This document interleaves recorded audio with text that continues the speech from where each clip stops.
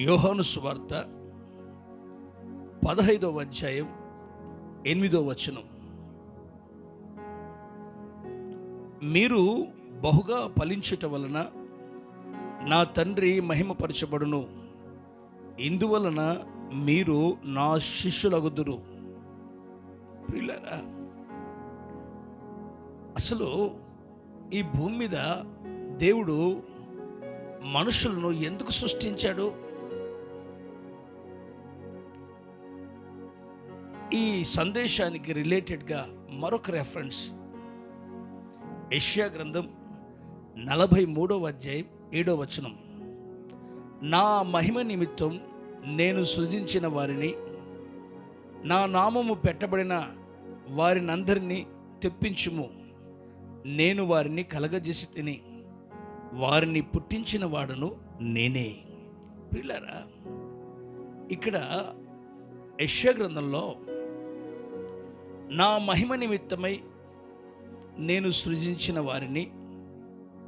వారిని కలుగజేసి తిని వారిని పుట్టించిన వాడును నేనే. ఈరోజు భూమి మీద మానవ జీవితం ఎందుకో కొంత మనం తెలుసుకోవాల్సిన అవసరత ఉంది. చాలామందికి ఎందుకు పుట్టామో కనీసం కొంచెం కూడా ఇంకిత జ్ఞానం ఉండదు. సంపాదించడానికే పుట్టామనుకుంటాడు. ఒకానొక సందర్భంలో ఒక బాటసారి ఓ దారిలో వెళ్తా ఉన్నాడంట. అతడు వెళ్తా ఉంటే తలుక్కుమని ఒక కాయిన్, ఒక బంగారపు నాణ్యం రోడ్డు మీద కనబడిందంట.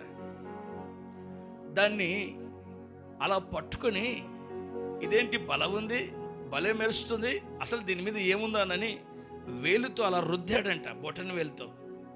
రుద్దినప్పుడు దానిలో నుంచి మరొక కాయిన్ వచ్చి కింద పడిందంట.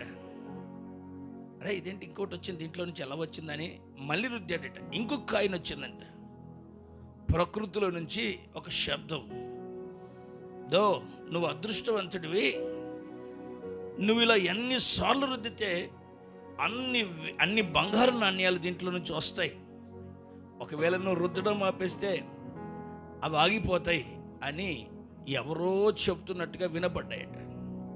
ఇక వెంటనే ఈయనేం చేశాడు, ఒకటి తర్వాత ఒకటి దాన్ని రుద్దుతూనే ఉన్నాడు.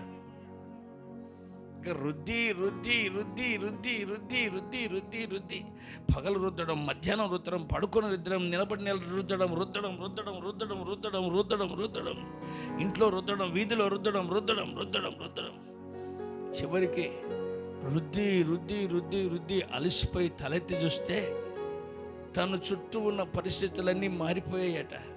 అబ్బా, ఈ చిన్నపిల్లలు ఎవరు అంటే నీ మనవాళ్ళు అన్నారంట. వాళ్ళు వీళ్ళెవరు అంటే వీళ్ళు మీ అమ్మ నాన్న చనిపోయారు, ఇదిగో ఆ ఫోటోలు వాళ్ళవి. అంటే దీని అర్థం ఏంటంటే ఇతను రుద్దడంలో తన తల్లిని తండ్రిని పట్టించుకోలే, పిల్లల్ని పట్టించుకోలే, ఎవరిని పట్టించుకోలే. ఇక చివరికి ముసలోడైపోయాడు. ఆ తర్వాత తలెత్తేసరికి తన బలం కూడా ఉడికిపోయింది. ఈ ఉపమానాన్ని ఎందుకు చెప్తున్నానంటే, ఈరోజు చాలామంది సంపాదనలో పడిపోయి జీవితపు విలువను తెలుసుకోవట్లేదు. ఈరోజు చాలామంది సంపాదనలో పడి అసలు బంధుత్వము, ఆత్మీయత, అనురాగం వీటన్నిటిని మర్చిపోయారు. చూడండి ప్రియులారా, దేవుడు మనిషిని ఎందుకు పుట్టించాడంటే తన మహిమ కొరకు పుట్టించాడని ఈ యెషయా గ్రంథం 43వ అధ్యాయం 7వ వచనంలో ఉంది. అయితే మనం దేవునికి మహిమను ఎలా తీసుకొస్తాం? అందుకు కూడా మరొక విషయం ఏంటంటే, ఈ యోహాను సువార్త 15వ అధ్యాయం 8వ వచనంలో, యోహాను సువార్త 15:8లో మీరు బహుగా ఫలించుట వలన నా తండ్రి మహిమపరచబడును, ఇందువలన మీరు నా శిష్యులగుదురు. చూడండి, నా ప్రభువైన యేసుక్రీస్తు వారు కూడా ఏం చెప్పారంటే, మీరు ఫలించుట వలన నా తండ్రి మహిమపరచబడతాడు. మానవ జీవితం దేవునికి మహిమను తీసుకురావాలంటే నువ్వు చేసే ఉద్యోగం వల్ల, నువ్వు చేసే దాన ధర్మాల వల్ల, నువ్వు చేసే మంచి నీతి క్రియల వల్ల దేవునికి మహిమను తీసుకొని వస్తున్నామని మీరు అనుకోవచ్చు. కానీ లేఖనం అంటుంది, నీవు చేసే దాన ధర్మాల కంటే ఇంకొకటి కంటే మొదట నీవు దేవుని ఎదుట ఫలించాలి. పిల్లరా, ఫలించాలి అన్నప్పుడు ఫలించడం అంటే ఏంటి బ్రదర్ అని అడగచ్చు మీరు. ఒక చెట్టు ఫలాలు ఫలించినట్టు, ఒక చెట్టు ఫలాలు ఫలించినట్టు మనము కూడా ఫలించాలి. అయితే ఫలాలు ఎలాంటి ఫలాలు? గలతీ పత్రికలో 5వ అధ్యాయం 22లో అక్కడ ఏం రాస్తుందంటే ఆత్మ ఫలాలు ఫలించాలట. చూడండి, మన ప్రభు చూస్తున్నాడు. ఏం చూస్తున్నాడు? ఆత్మ ఫలాలు ఫలించాలని చూస్తున్నాడు. ఆత్మ ఫలాల్లో ప్రేమ, దయాలత్వము, దీర్ఘశాంతము, మంచితనము, ఆశా నిగ్రహము, ఈ గొప్ప విషయాలు మీరు స్క్రీన్ మీద చూస్తున్నారండి. మంచితనం, ఇవన్నీ గలతీ పత్రిక 5వ అధ్యాయం 22వ వచనం. అయితే ఆత్మఫలం ఏమనగా ప్రేమ, సంతోషము, సమాధానము, దీర్ఘశాంతము, దయాలుత్వము, మంచితనము, విశ్వాసము, సాత్వికము, ఆశా నిగ్రహము. దేవుడు ఇవి కోరుకుంటున్నాడు. మనము ఫలించాలని కోరుకుంటున్నాడు. పిల్లరా, ఒకవేళ మీరు అనొచ్చు, అన్నయ్య ఫలించకపోతే ఏమవుతుంది? ఫలించాలి ఫలించాలని చెప్తున్నారు మీరు, ఫలించకపోతే ఏమవుతుంది? ఫలించకపోతే ఏమవుతుందంటే చెట్టు వేరన గొడ్డలి ఉంచబడింది. ఫలించని ప్రతి చెట్టు, అట్ ద సేమ్ టైం మంచి ఫలాలు ఫలించని ప్రతి చెట్టు నరికి అగ్నిలో వేయబడుతుంది. భూమి మీద మనం దేవుని కోసం ఫలించకపోతే, మనం ఫలించని కారణంగా, మంచి ఫలాలు ఫలించని కారణంగా నరికి వేయబడుతుందట. ఈరోజు మీకు రెండు విషయాలు క్రొత్త నిబంధన గ్రంథంలో ఉన్న విషయాలు చెప్తున్నాను. మీరు స్క్రీన్ మీద చూస్తున్న 2 రకాల ఫొటోస్, ఇమేజెస్ మీకు కనబడుతున్నాయి. ఒకటి త్రోవ పక్కన ఉన్న అంజూరపు చెట్టు, మరొకటి ద్రాక్ష తోటలో ఉన్న అంజూరపు చెట్టు. ఈ త్రోవ పక్కన ఉన్న అంజూరపు చెట్టు గురించి ఏమి రాయబడింది? ఆయన ఒకానొక సందర్భంలో నడిచి వెళ్తా ఉన్నాడట. యేసు ప్రభుల వారు నడిచి వెళ్తున్నారట. నడిచి వెళ్తా ఉంటే బాగా ఆకులు కలిగిన అంజూరపు చెట్టుని చూశాడు. అది చాలా మంచి ఆకులతో నింపబడి ఉంది. యేసయ్యకి ఏమైందంటే దాన్ని చూడగానే, అబ్బా ఇది భలేగుందేనని చెప్పి దాన్ని దూరం నుండి చూసి చదవండి. మార్కు సువార్త 11వ అధ్యాయం 13వ వచనం. ఆకులు గల ఒక అంజూరపు చెట్టుని దూరం నుండి చూచి దాని మీద ఏమైనాను దొరుకునేమో అని వచ్చాను. దాని యొద్దకు వచ్చి చూడగా ఆకులు తప్ప మరి ఏమీ కనబడలేదు. పిల్లరా, యేసయ్య అంజూరపు చెట్టుని చూశాడు. ఇది నా ఆకలి తీరుస్తుందే అని చెప్పి తన శిష్యులకు చెప్పలే. శిష్యులారా వెళ్ళండి, దాని మీద ఏమైనా ఆకులు ఉన్నాయో వెతికి రప్పండి అని చెప్పలే. ఎందుకనో ఒక పాఠం మనకు నేర్పడానికి యేసే ఆ అంజూరపు చెట్టు దగ్గరికి వెళ్ళాడు. అసలు ఈ మార్కు సువార్తలో చూస్తే అది అంజూరపు పళ్ళ కాలం కాదు. మరి యేసయ్య ఎలా వెతికాడు? ఇప్పుడు మీరున్నారనుకోండి, ఈ వర్షాకాలంలో, ఈ చలికాలంలో మామిడి చెట్టు దగ్గరికి వెళ్ళి మామిడి పళ్ళు వెతికారనుకోండి. మన పిల్లలు ఎవరైనా వెళ్ళి, మమ్మీ ఈ చెట్టుకి మామిడి పళ్ళే లేవంటే, మామిడి పళ్ళు కాలం కాదు కదా నాన్న, మామిడి పళ్ళు కాలంలో మామిడి పళ్ళు వస్తాయి అని అంటాం.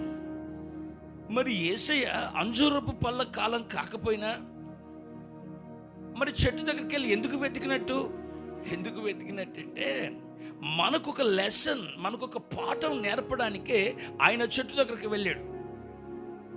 ఏంటంటే వాస్తవానికి ఈ దినాలలో నీతిగా బతికే అవకాశం ఉందా? మీలో ఎవరైనా ఈరోజు అంతా ఉపవాసం ఉంటాను, నేను ప్రార్థన చేసుకుంటానంటే నిన్ను పిచ్చోడిని చూసినట్టు చూస్తారు. ఇదిగో బాబు నేను లంచాలు తీసుకోను, నేను పవిత్రంగా ఉంటాను అంటే కూడా పిచ్చోడిని చూసినట్టు చూస్తారు. ఈ దినాల్లో నీతి ఫలించే అనుభవాలు లేవు.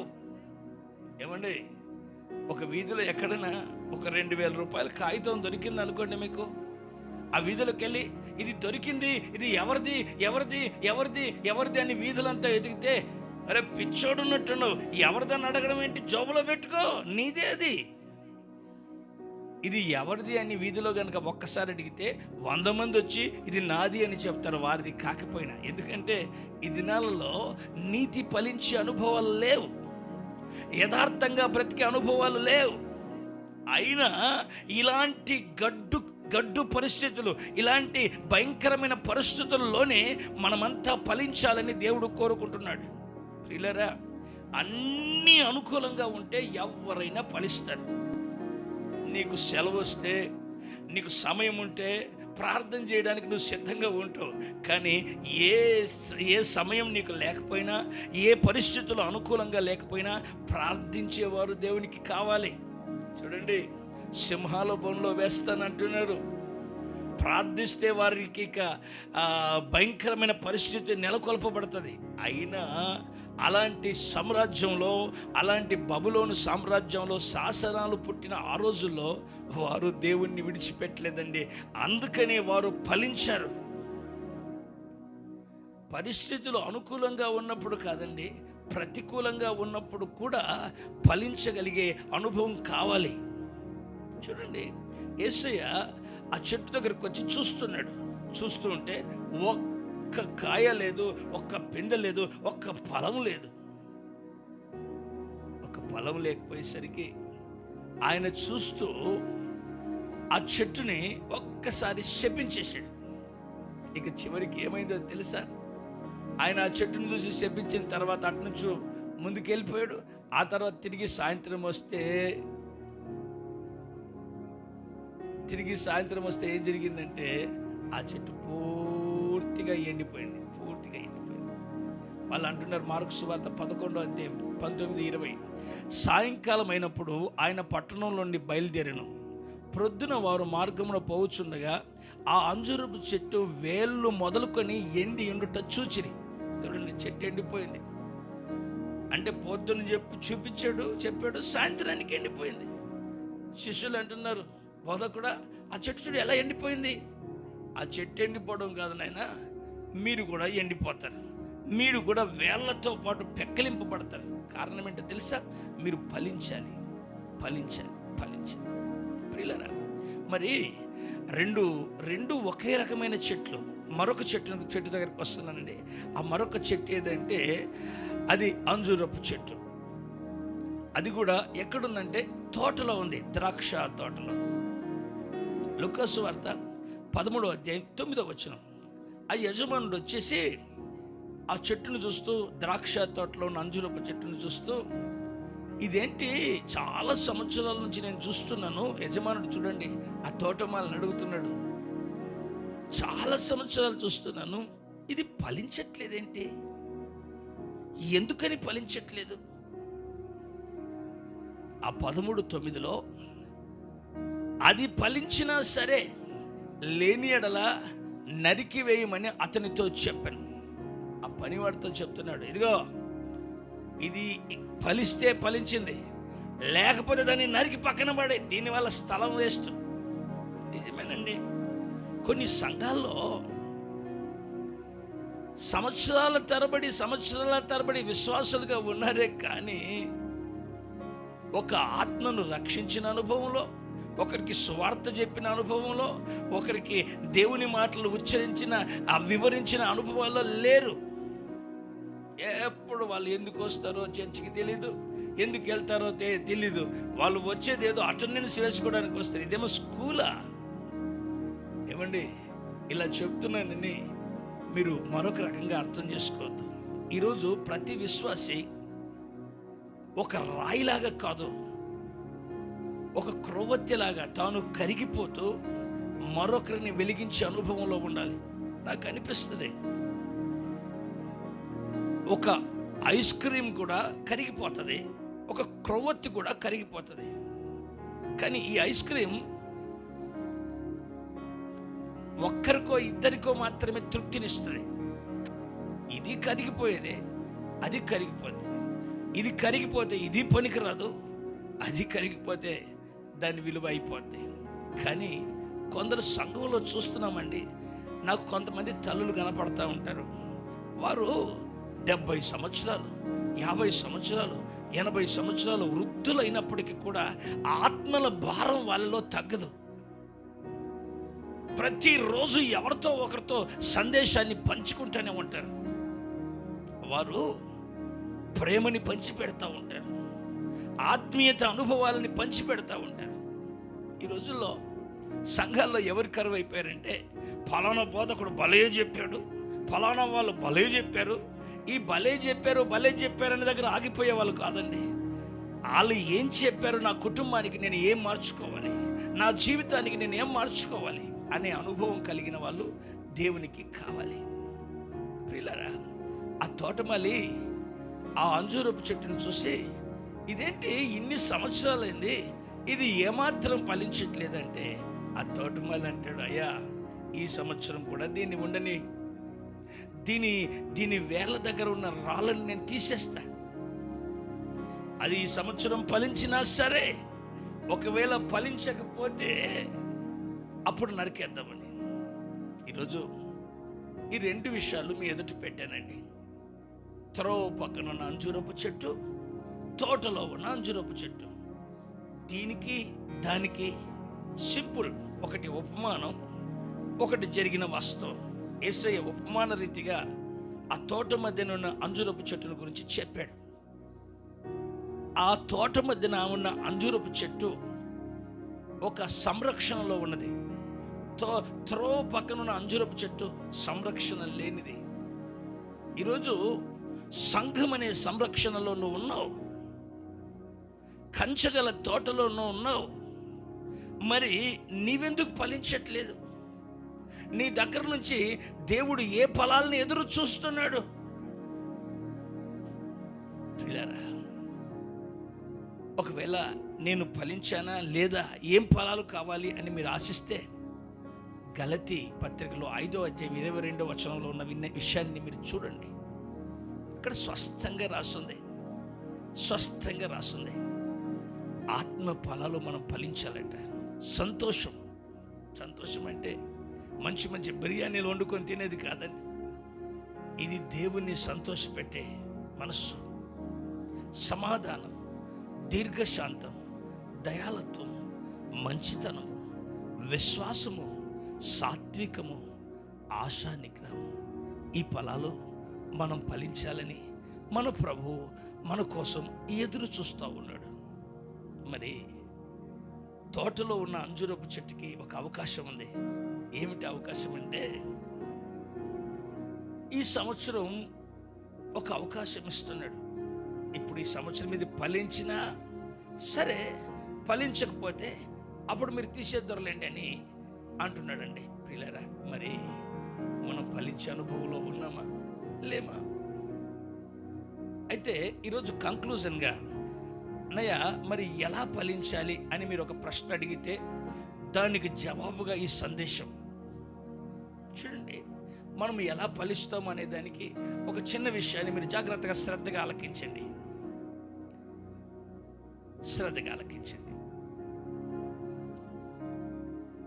యోహాను సువార్త 12వ అధ్యాయం 24వ వచనం. ఈరోజు ఫలించడానికి 2 సూత్రాలు. ఒకటి, గోధుమ గింజ భూమిలో పడి చావుకునిన ఎడల అది ఒంటరిగానే ఉండును, అది చచ్చిన ఎడల విస్తారంగా ఫలించును. ఇక్కడ ఫలాల గురించి చెప్తూ, గోధుమ గింజ భూమిలో పడి చావుకునిన ఎడల అది ఒంటరిగానే ఉండును, అది చచ్చిన ఎడల విస్తారంగా ఫలించును. అంటే ఫలించాలంటే బైబిల్ పద్ధతి ప్రకారం నువ్వు చావాలి. ఇదేంటయ్యా ఉదయాన్నే చావడం ఏంటి అని అనుకోకండి. చావడం అంటే మన పాత రోత స్వభావాలు ఉన్నాయి చూడండి, వాటి విషయమే మనం చనిపోవాలి. ప్రియులారా, యోర్దాను అంటే అర్థమేంటో తెలుసా? యోర్దాను అంటే మరణం.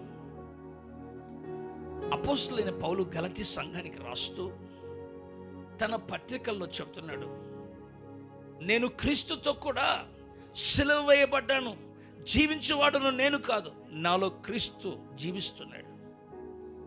ప్రియులారా, ఈరోజు మన పాత స్వభావాలు కొన్ని ఉన్నాయి.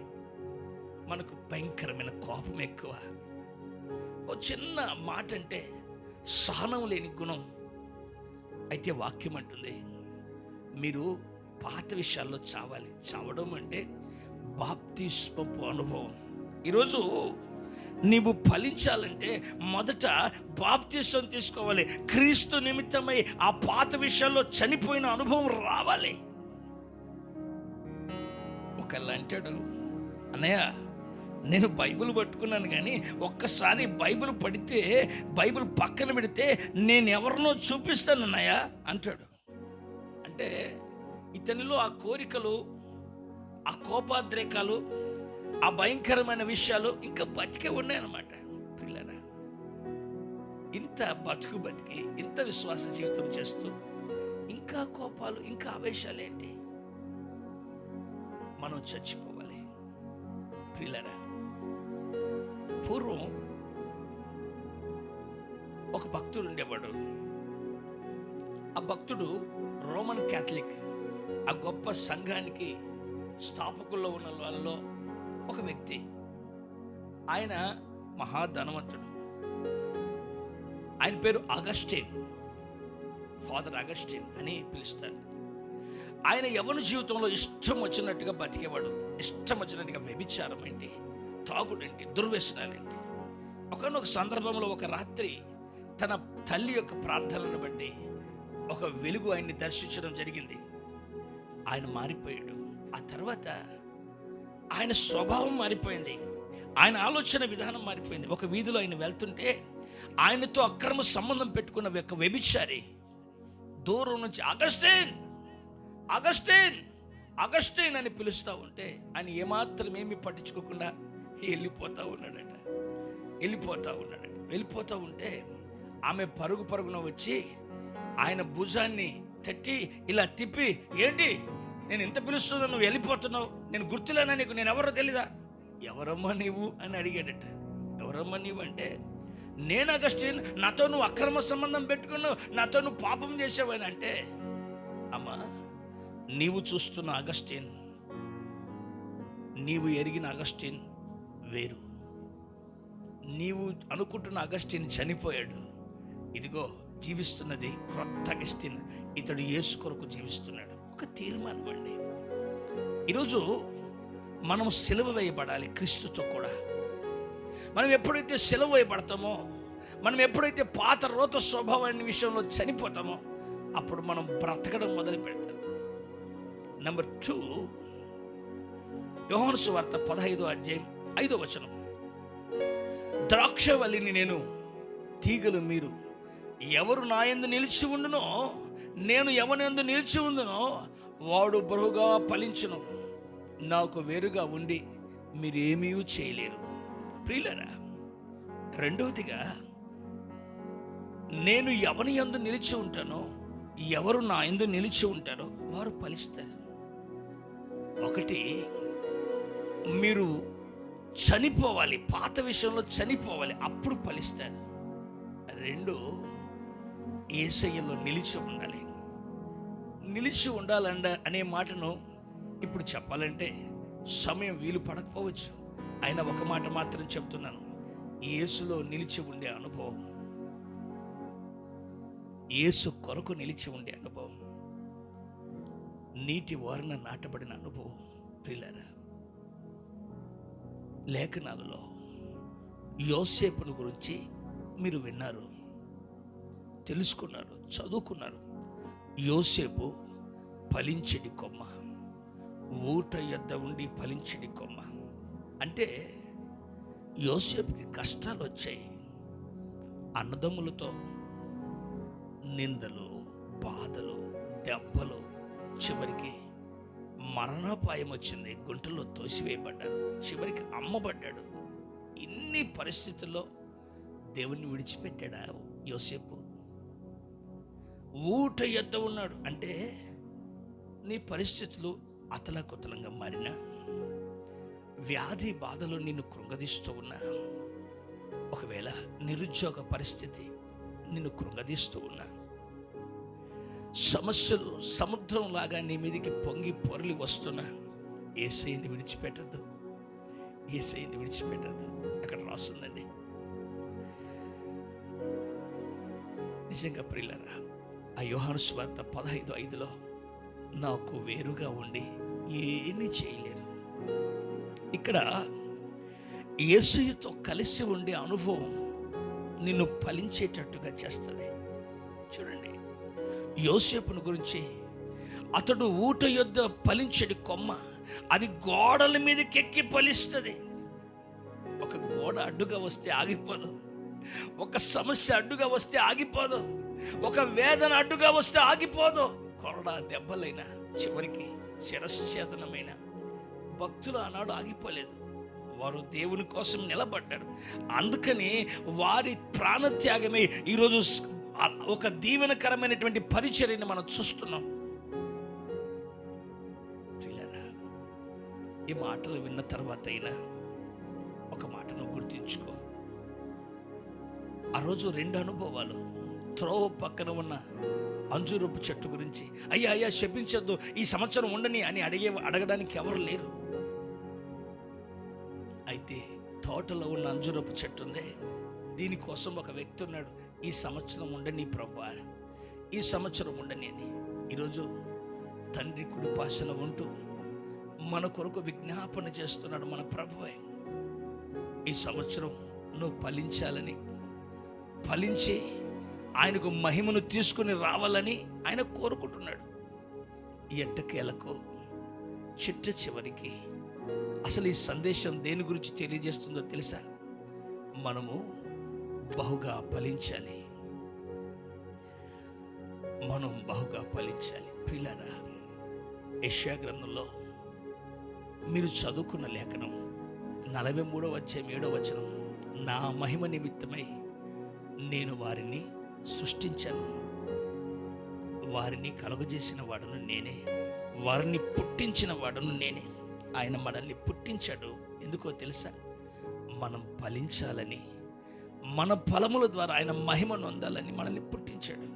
మరి ఈరోజు ఫలించకుండా శపించబడతావో, నరికి అగ్నిలో వేయబడతావో, ఫలించాలని ఆశించి ఎలా ఫలించాలో ఆ అనుభవాన్ని తెలుసుకుంటావో మీ ఎదుటే పెడుతున్నాను. ఆ 2 చెట్లున్నాయి. అయితే ఈ 2 చెట్లలో మొదటి చెట్టుకి అవకాశం లేదు, 2వ చెట్టుకి అవకాశం ఉంది. ఈ సంవత్సరమైనా ఫలించాలి. అన్నయ్య, ఎలా ఫలించాలి? 1, నీవు చావాలి. నేను అనే స్వభావం చావాలి, అహంకారం చావాలి, అపవిత్రమైన ఆలోచనలు చావాలి. ఎలా చావాలి అంటే, యేసు దగ్గరికి రండి, యేసుతో పాటు సిలువ వేయబడాలి. బాప్తిస్మపు అనుభవంలో మనం చనిపోవాలి. 2వది, యేసు కోసం నిలబడాలి, ఫలిస్తాం. దేవుడు ఈ మాటలని దీవించును గాక. ప్రార్థన చేసుకుందాం అండి. పరిశుద్ధుడు అయిన దేవా, నమ్మదగిన తండ్రి, మీకు వందనాలు, స్తోత్రాలు చెల్లిస్తున్నాం ప్రభు. ఈ ఉదయకాల సమయంలో దేవా, మీరు మాతో దర్శించి మాతో మీరు మాట్లాడిన ప్రతి మాటను బట్టి మీకు స్తోత్రం చెల్లిస్తున్నాం దేవా. అయ్యా, మీరు ఫలించండి అని తండ్రి, మేము ఫలించాలి అని మీరు కోరుకున్నారు దేవా. నీకు స్తోత్రం నాయన. తండ్రి, ఎవడు నా యందు నిలిచి ఉంటాడు, నేను ఎవని యందు నిలిచి ఉంటాను, వాడు బహుగా ఫలించునని మీరు సెలవిచ్చారు దేవా. నీకు స్తోత్రం నాయన. అయ్యా నీ మహిమ నిమిత్తం నీవు మమ్మల్ని సృజించావని, నీ మహిమ కోసమే మేము జీవించాలని మీరు బోధించారు దేవా. నీకు స్తోత్రం నాయన.